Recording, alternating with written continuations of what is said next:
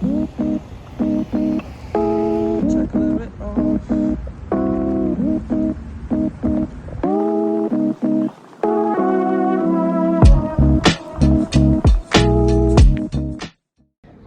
into this room, the works from discarded signage and steel panels shimmer from the natural light of the large window with the harbour view.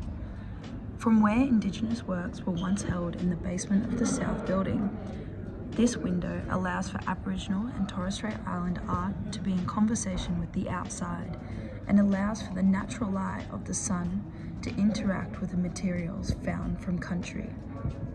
Walking up to these metal works in particular, you may notice the geometric patterning on some of these works are not indifferent to the diamond patterning on the Yolngu bark paintings in the Crossing of Cultures room. This group of works are made by Yolngu artists also from Arnhem Land in a contemporary fashion. Yolngu law dictates that the land must be painted with materials of the land. That artist here, Gannon Bar, argued to the elders that industrial materials have become part of the landscape when discarded and littered, and therefore can be used as the same manner as bark, wood, and natural pigments. After this was approved by elders, the artist encouraged a number of other peers to work with metal from country.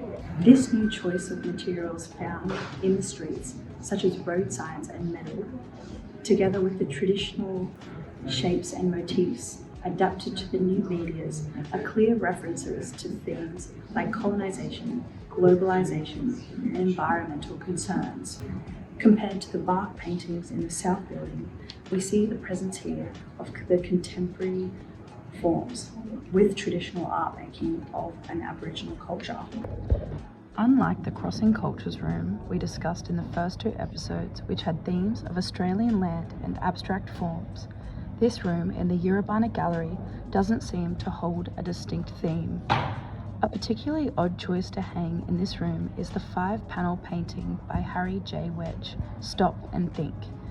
From the medium to the Indigenous group to subject of the artwork, Wedge's work does not offer any dialogue with the other works in the room, other than, of course, being made by an Aboriginal artist. It is the lack of cohesion between the artworks in this room which causes confusion and poses the question of why the curators chose to place this painting that sticks out like a sore thumb with artworks that employ traditional styles of object making in Aboriginal cultures.